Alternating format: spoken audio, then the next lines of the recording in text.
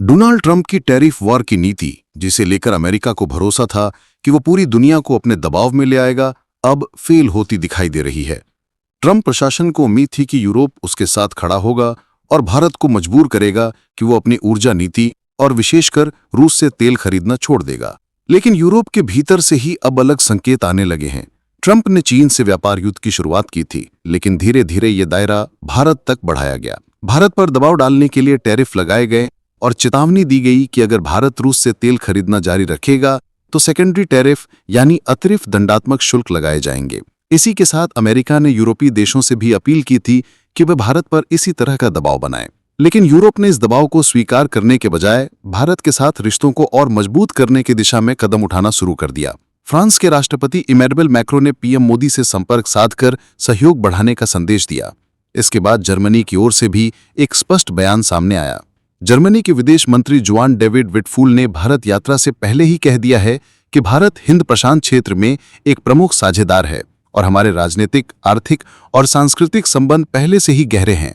उन्होंने ये भी जोड़ा कि भारत केवल क्षेत्रीय नहीं बल्कि वैश्विक स्तर पर एक निर्णायक भूमिका निभा रहा है। ये संदेश सीधा अमेरिका के लिए चुनौती है।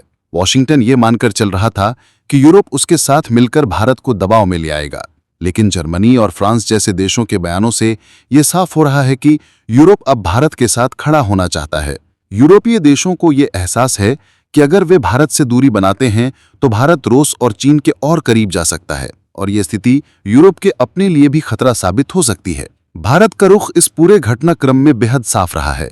अमेरिका की चेतावनी और टैरिफ नीति के बावजूद भारत ने रूस से तेल खरीदना जारी रखा। भारत ने यह स्पष्ट कर दिया कि वो अपनी ऊर्जा जरूरतों और राष्ट्रीय हितों के साथ समझौता नहीं करेगा। इसी रवैये ने यूरोप को यह संदेश दिया कि भारत दबाव में आने वाला देश नहीं है। अंतर्राष्ट्रीय राजनीति में भारत की भूमिका अब केवल एक क्षेत्रीय ताकत तक सीमित नहीं है। जनसंख्या, लोकतांत्रिक व्यवस्था और तेजी से बढ़ती अर्थव्यवस्था ने भारत को वैश्विक स्तर पर एक अहम खिलाड़ी बना दिया है। जर्मनी ने यह मानते हुए कहा कि नियम आधारित अंतर्राष्ट्रीय व्यवस्था को बचाए रखने के लिए भारत का साथ जरूरी है।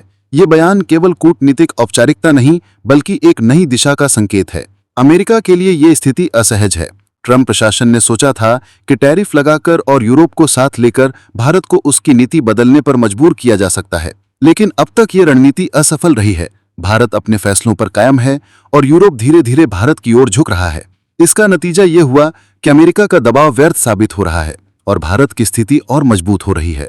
यूरोप की दिलचस्पी अब भारत के साथ रक्षा सहयोग, तकनीकी साझेदारी, शिक्षा और ऊर्जा क्षेत्र में बढ़ रही है। जर्मनी के विदेश मंत्री की यात्रा को इसी सिलसिले की कड़ी माना जा रहा है। ये स्पष्ट संकेत है कि आने वाले समय में भारत और यूरोप के बीच संबंध और गहरे होंगे। इससे न केवल आर्थिक बल्कि रणनीतिक संतुलन पर भी असर पड़ेगा। भारत ने जिस तरह से अपनी कूटनीतिक स्थिति को संतुलित रखा है, उसने उसे नई ऊंचाई पर पहुंचा दिया है। अमेरिका का दबाव असरदार नहीं रहा और रूस के साथ संबंध भी बना हुआ है। चीन को संतुलित करने की स्थिति में भी भारत की भूमिका अहम है। यही वजह है कि यूरोपीय देश अब ये मानने लगे हैं कि भारत को नजरअंदाज करना उनके लिए संभव नहीं है। निष्कर्ष यही है कि डोनाल्ड ट्रंप की टैरिफ पॉलिसी भारत के सामने नाकाम होती दिख रही है। भारत ने दबाव को नकार दिया और अपने हितों की रक्षा की। यूरोप ने भी यह समझ लिया कि भारत को साथ लेकर चलना उनके लिए रणनीतिक तौर पर जरूरी है।